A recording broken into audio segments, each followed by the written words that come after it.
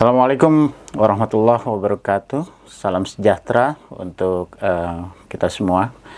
Pada kesempatan ini saya akan menyampaikan sharing mengenai hukum ketenagakerjaan dalam konteks sesi pertama ini. Yang akan saya ulas adalah mengenai introduction of labor law.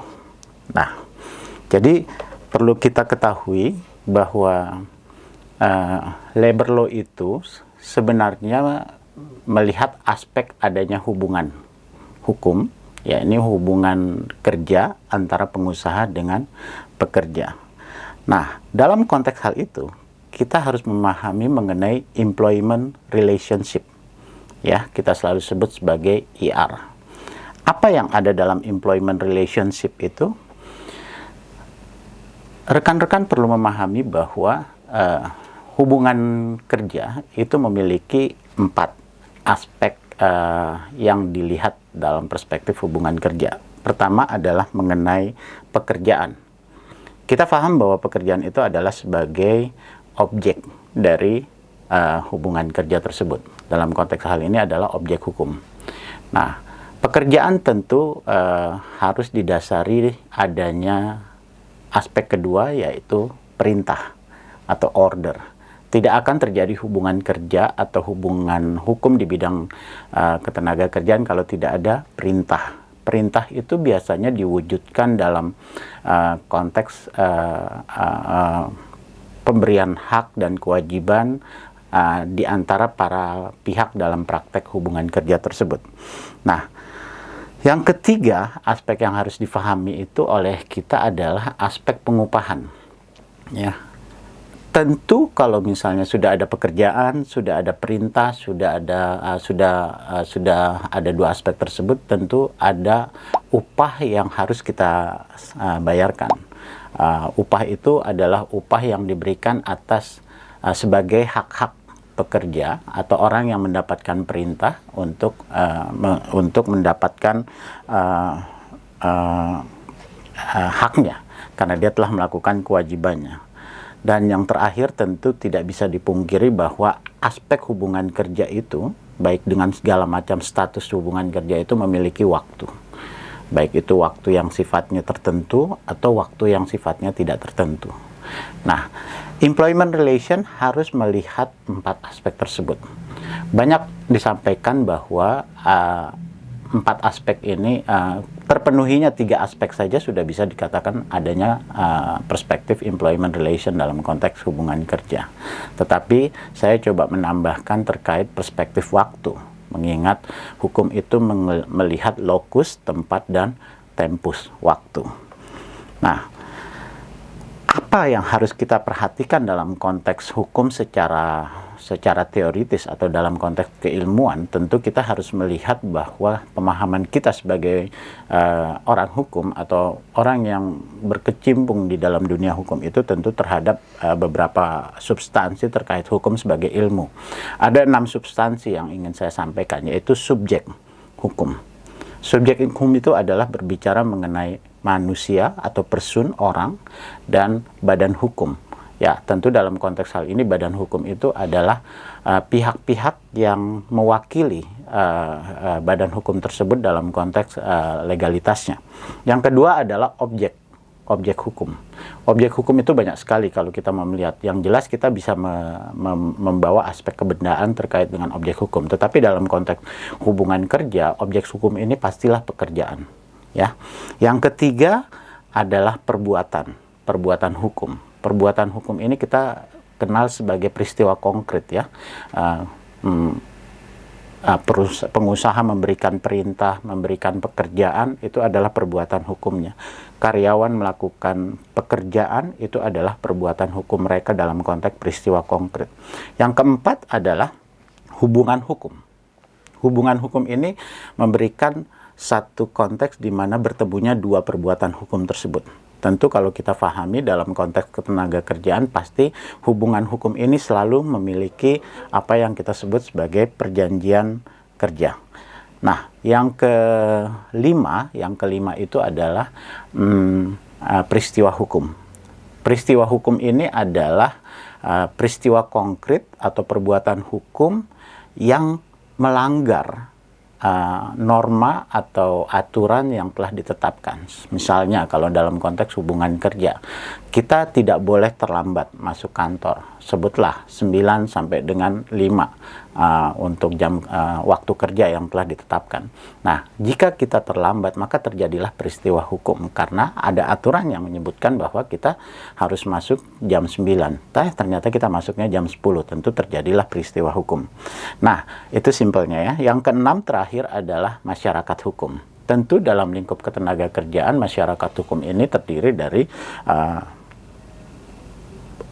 komunitas pekerja atau lingkup pekerja dan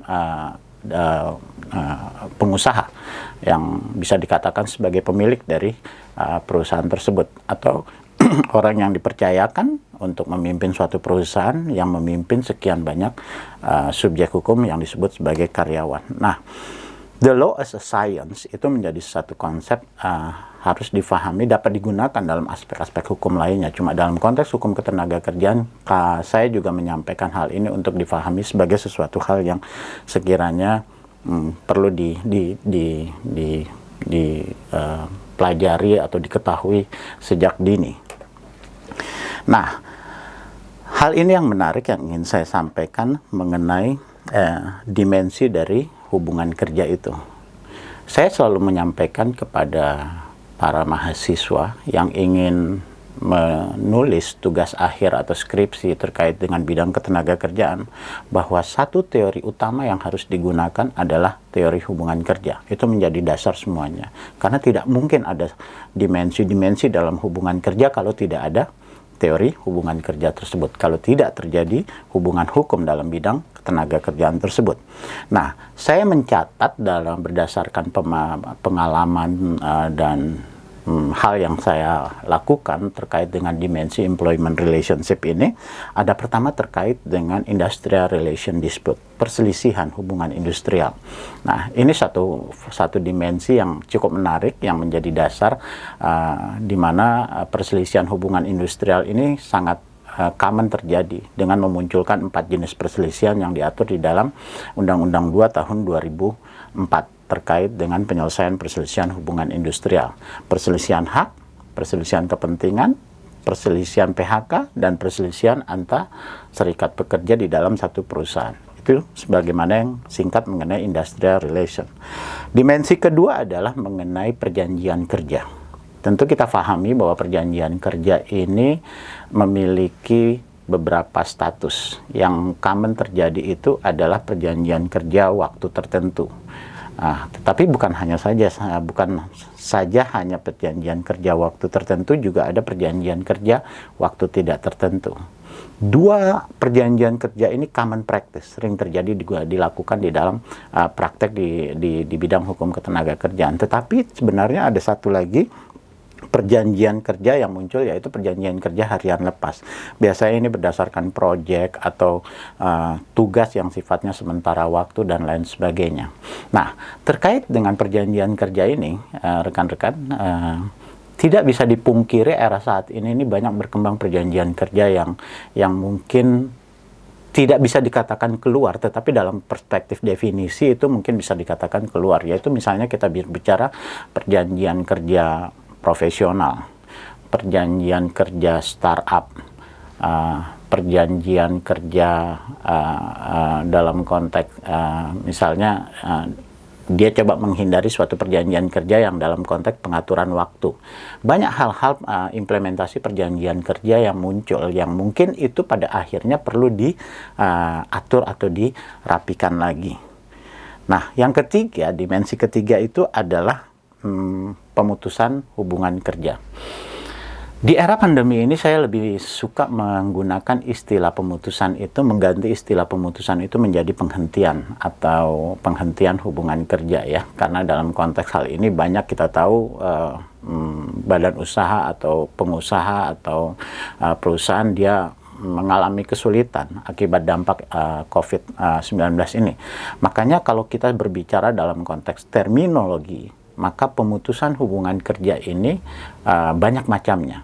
Tetapi kalau saya sarankan dalam konteks hal ini, terminologi pemutusan itu diganti dengan penghentian.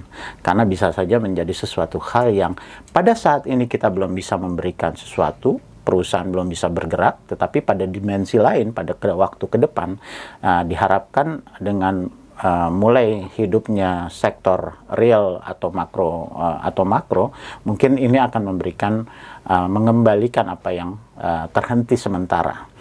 Nah, pengunduran diri adalah salah satu jenis dari pemutusan hubungan kerja. Tetapi memang pemutusan hubungan kerja ini lebih bersifat personal.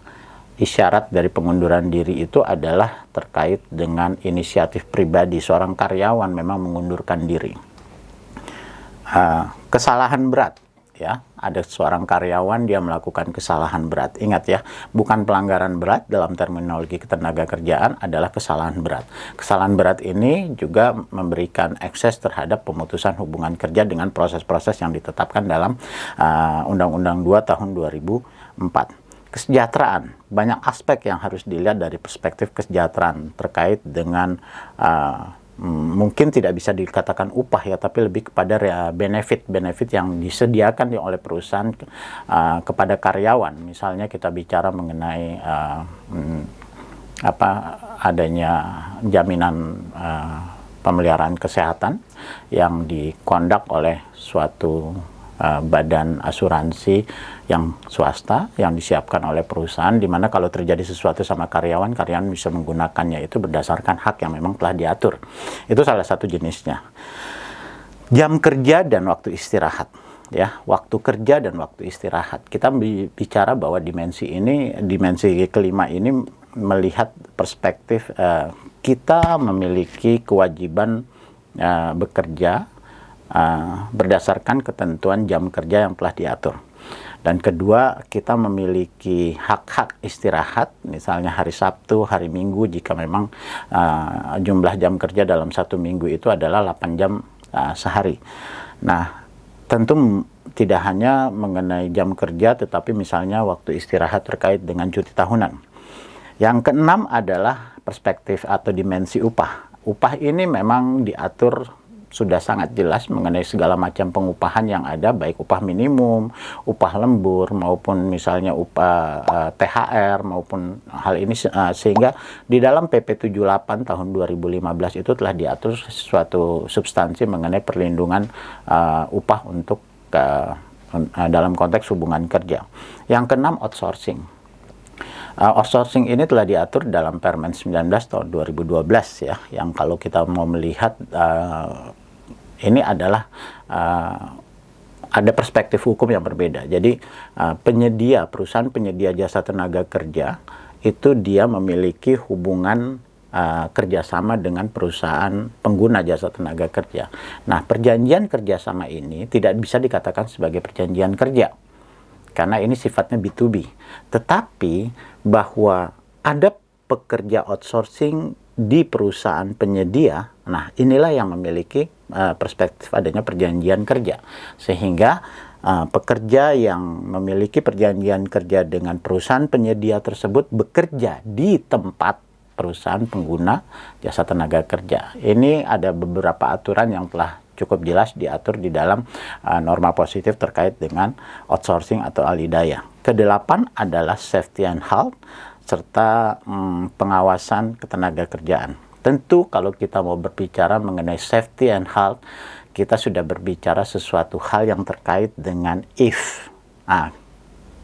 Saya suka mengatakan terminologinya adalah if. Jika. Kita harus berpikir bahwa tempat kerja kita itu memiliki safety environment, ya. Karena bisa saja hazard itu muncul karena action kita, ya, unsafety action atau unsafety condition. Nah, berbicara mengenai ini, tentu kita sudah melihat banyak aturan-aturan dan banyak pengusaha atau perusahaan-perusahaan yang telah membentuk komite-komite atau pengurus atau ya kita berbicara satgas mungkin yang memang mengurusi safety and health di dalam suatu perusahaan. Nah, selanjutnya kalau saya mau berbicara mengenai manpower supervision atau pengawasan ketenaga kerjaan ini, tentu banyak sudah norma hukum positif yang mengatur ya, dari Undang-Undang 3 tahun 1951 sampai saat ini. Intinya manpower supervision ini adalah aktualisasi dari fungsi pemerintah sebagai legal protection, dengan dua fungsinya, fungsi norma kerja dan syarat kerja. Tentu bagaimana implementasi norma-norma hukum positif di bidang ketenaga kerjaan itu diterapkan di dalam suatu perusahaan. Sekiranya misalnya contoh seperti ini, apakah perusahaan telah melakukan wajib lapor? Karena wajib lapor itu adalah hal yang diamanatkan dalam Undang-Undang 1 tahun 1971 tahun 1978 ya. Nah, perusahaan wajib setiap tahun memberikan laporan. Intinya seperti itu. Dan jika belum ada wajib lapor, maka ada tindakan-tindakan dari pihak pengawas tenaga kerja yang dalam konteks hal ini memberikan beberapa pengawasan yang dicatatkan biasanya dalam buku akte pemeriksaan. Yang kesembilan selanjutnya adalah terkait dengan expatriate formalities. Tidak bisa dipungkiri bahwa dimensi ini juga menjadi keseriusan yang diatur oleh pemerintah, bahwa tenaga kerja asing itu harus memiliki dua aspek yang paling penting, yaitu aspek izin kerja dan aspek izin tinggal. Izin kerja dikeluarkan oleh Kementerian Tenaga Kerja, sementara izin tinggal itu dikeluarkan oleh kantor imigrasi. Nah, dua hal ini sangat penting sebelum terjadinya perbuatan melakukan pekerjaan di dalam suatu perusahaan. Artinya pada waktu mendatangkan atau meng-hire orang asing baik dari offshore atau onshore, itu semuanya kita harus sudah siap terkait dengan dua hal ini. Banyak perspektif expatriate formalities yang itu harus didasarkan kepada rencana penggunaan tenaga kerja asing atau RPTKA. Yang ke-10, training and development. Ini sesuatu hal yang mungkin sudah sangat regulatif, karena memang di Undang-Undang 13 tahun 2003 pasal 9 sampai dengan pasal 30 itu telah mengatur mengenai perspektif training. Tapi nanti akan saya jelaskan lebih lanjut apa-apa saja yang diatur dalam sesi-sesi berikutnya. Yang ke-11 adalah mengenai tenaga kerja wanita dan tenaga kerja anak. Kita ketahui bahwa banyak perusahaan-perusahaan yang memang menggunakan tenaga kerja ini. Ya, yang harus dipikirkan dari konteks ini adalah perlindungan terhadap tenaga kerja wanita dan tenaga kerja anak. Banyak kasus-kasus terkait dengan tenaga kerja wanita dan tenaga kerja anak. Nah, yang dipentingkan bahwa kalau dia seorang anak, dia perusahaan itu harus mendapatkan surat persetujuan dari orang tua. Jadi orang tuanya mengizinkan seorang anak untuk bekerja jika memang itu terkait dengan membantu kehidupan ekonomi keluarga. Nah, kalau untuk tenaga kerja wanita, jangan tempatkan dia pada bidang-bidang pekerjaan yang berbahaya, dan jangan memberikan waktu kerja wanita itu pada waktu-waktu kerja yang ganjil. Ya, misalnya sampai dengan malam hari dan lain sebagainya, karena ini berakses kepada aspek keamanan terkait dengan mereka sebagai subjek hukum. Yang ke-12 adalah, dimensi ke-12 adalah serikat pekerja. Serikat pekerja ini memang memiliki hal yang menarik ya, bahwa Undang-Undang 21 tahun 2000 telah mengatur mengenai bagaimana serikat pekerja, tata kelola dan lain sebagainya. Nah, perlu diketahui oleh setiap perusahaan bahwa 10 pekerja sudah dapat mengajukan pembentukan serikat pekerja. Dia bisa menyampaikannya kepada instansi terkait. Nah, perusahaan tidak boleh melarang ya, karena Undang-Undang Dasar kita menyebutkan kebebasan berserikat, berkumpul, mengeluarkan pendapat. Kira-kira seperti itu. Nah, jika memang terjadi pembentukan serikat pekerja di perusahaan, maka efek yang langsung muncul adalah peraturan perusahaan itu akan beralih menjadi perjanjian kerja bersama. Nah, kalau sudah dalam konteks perjanjian kerja bersama, tentu substansinya akan menjadi 50-50. Ya, kira-kira itu mengenai serikat pekerja. Dan jika perusahaan melakukan tindakan melarang, menghalang-halangi pembentukannya, ini kalau tidak salah di pasal 28 telah diatur aspek-aspek yang akan mungkin beririsan dengan aspek pidana. Ya, atau misalnya melakukan tindakan-tindakan yang mengintimidasi dan membuat serikat pekerja itu menjadi tidak dapat dilakukan secara objektif. Nah, pesan saya untuk serikat pekerja ini adalah serikat pekerja itu diharapkan tetap menjadi partner bagi pengusaha untuk tujuan yang sama. ya, jangan sebaliknya, bahwa memang ada tuntutan-tuntutan diharapkan bisa selesai secara musyawarah untuk mufakat, karena ini adalah prinsip dari nilai-nilai yang dimiliki oleh bangsa kita. Yang terakhir adalah perizinan tenaga kerjaan. Banyak aspek yang perlu dilihat dari perizinan, baik dengan perizinan alat-alat yang memiliki dampak terhadap keselamatan dan kesehatan kerja, maupun perizinan yang memang memberikan konfirmasi afirmatif terhadap keberadaan suatu perusahaan, seperti misalnya wajib lapor, buku akte pemeriksaan, ya, itu merupakan perizinan yang memang secara reguler dilakukan oleh pengusaha. Ya, pembahasan tadi mengenai dimensi itu adalah mengakhiri sesi pertama saya terkait dengan introduction of labor law. Saya berharap ada sharing ini dapat memberikan sedikit manfaat untuk rekan-rekan sekalian, sehingga dapat dijadikan suatu sumber, ya, yang bisa mungkin memberikan nilai tambah. Baik, terima kasih untuk kesempatan pada kali ini. Tetap jaga kesehatan rekan-rekan semua, lakukan protokol kesehatan, cuci tangan, menggunakan masker di tempat-tempat yang terbuka, menjaga jarak, dan hindari kerumunan yang dirasa tidak perlu. Tetap sehat. Assalamualaikum warahmatullahi wabarakatuh.